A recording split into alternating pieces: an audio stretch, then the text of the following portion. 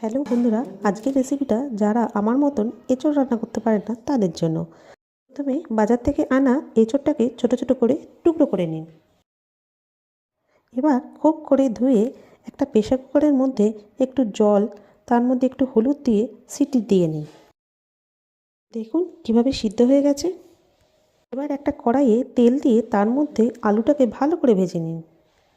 দুটো মিডিয়াম সাইজের পেঁয়াজ কুচি করে কেটে রাখুন, আর একটা সঙ্গে টমেটো। আর ওদিকে একটা মিক্সি জারের মধ্যে একটু জিরে, শুকনো লঙ্কা, আদা, রসুন দিয়ে ভালো করে পেস্ট বানিয়ে নিন। এদিকে একটা কড়াইয়ে গরম তেলের মধ্যে একে একে কুচিয়ে রাখা পেঁয়াজ, টমেটো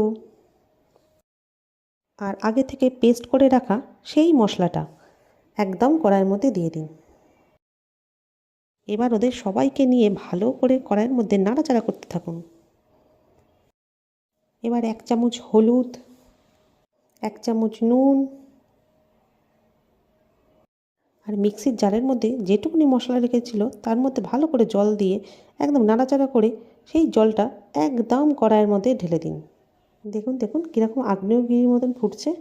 মশলাটা কষতে কষতে যখন দেখবেন তেল থেকে মশলা দূরে সরে গেছে, তখন এঁচোড় আর ভেজে রাখা আলুর টুকরোগুলো কড়াইয়ের মধ্যে ঝপ করে ফেলে দিন।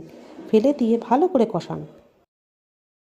এবার হাতের সামনে যা পাত্র পাবেন তাই দিয়ে গরম জল করে ওর মধ্যে দিয়ে দিন। এবার এটা পুরো গঙ্গা জল হয়ে গেছে। গঙ্গা জল থেকে একটু জল কমতে সময় দিন।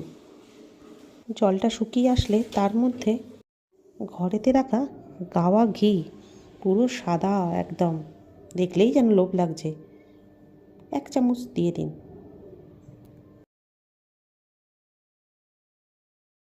এরপরেই 1 চামচ গরম মশলা দিয়ে দিন, যেটা আপনার এঁচোড়টাকে গরম করে রাখবে। তাহলে রেডি গরম গরম এঁচোড়ের তরকারি। এবার গরম ভাত দিয়ে খেয়ে নিন। যদি আমার ভিডিওটাকে ভালো লেগে থাকে তাহলে অবশ্যই একটা সাবস্ক্রাইব করে দেবেন।